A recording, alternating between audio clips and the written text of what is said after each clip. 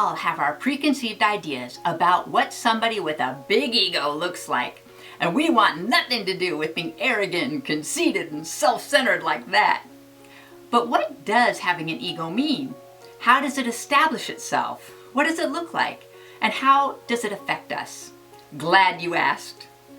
When our divine eternal soul comes into this world, it inhabits a new baby body to experience what physical life has to offer.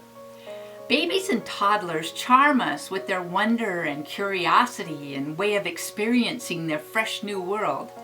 When they start to walk, they bring us things. They're naturally expansive. The world looks new and exciting even to us when we look through it from their new eyes. This is who we are at our essence, a divine, pure, expansive soul occupying a temporary body. This is the I, or I am. Have you ever seen a dead body? Do you notice the I part is missing? The I is the animating, enlivening life force energy. Place your hand up here by your chest and throat. Do you feel your aliveness? Do you feel alive? That's the true you. But soon enough, we learn that we have a name. That name becomes our identity, who we think we are, and that name is associated with this body. So instead of being my life force energy that I share with all life, there is no boundary where I exactly end and the next being starts. We're all connected in one unified energetic existence. But with my name, I am now reduced to being a body. And I'm encouraged to learn the name of everything else around me. This is a lamp, this is a dog, this is a tree. And they are reduced to a finite, defined thing that requires no further thought or consideration or investigation. So by the time I'm 3 years old, I've come to understand that I am separate from everything and everyone else. In my very early years, I learned that there's me and not me. There's me and every other individual thing is not me. My sense of being a separated self is being cast in concrete. On my other leg is judgment. I believe I'm in a position to know what is right, wrong, what is good, what is bad, desirable or undesirable. I survey my domain and categorize everything into two piles, that which I accept and that which I reject. I'm standing on very shaky legs here because I'm immersed in judging on a second-by-second basis.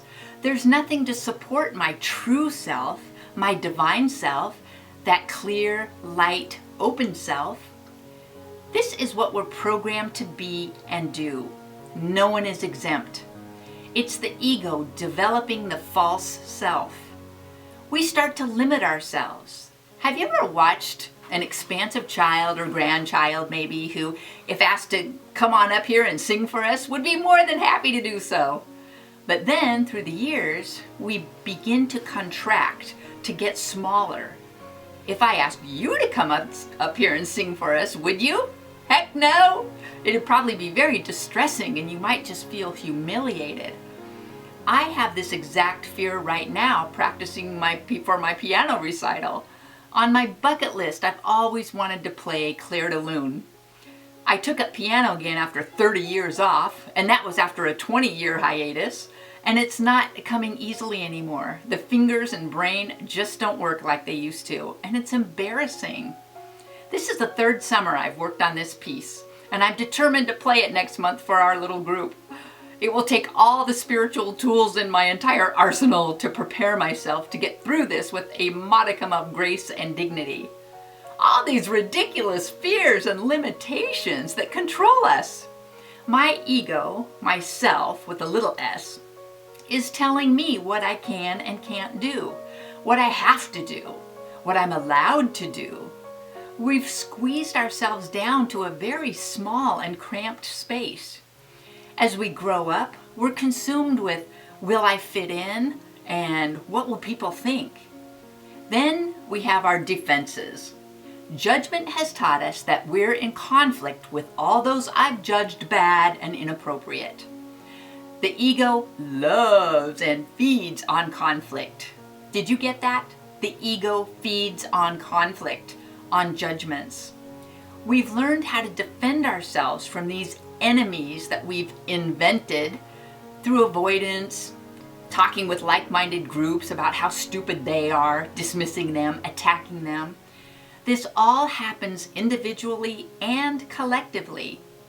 As a nation, we seem to need someone to fight, someone to defend against, within our borders and without. All this judgment and separation brings us to a place where we feel bereft, so sad and lacking inside. It feels like we're weakened because we've moved our attention away from our powerful, loving, spirited, and divine self to focus on judgments and defenses and limitations, which makes me feel attacked from all sides. So then I need to seek for things, stuff, approval, love, opportunities to make me feel strong, because I now have needs that I think will satisfy this void that I feel, and I become needier and needier. But nothing external works for long, and the hamster wheel keeps on turning. Do you see how we're all, every one of us, burdened by the ego's strategies? This is our programming, our conditioning. Most people never even question it. The problem is always something out there. But guess what? It's in here.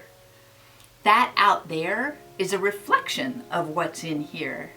And that is why those of us on the spiritual path are so passionate about becoming aware of and undoing the ego's grip on us, so that we can operate and live from our divine birthright, which is love and happiness and harmony, and help heal ourselves and the world of the ego's fear. Remember that in every moment of every day, we do make a choice. We either grow that ego or shine that divine.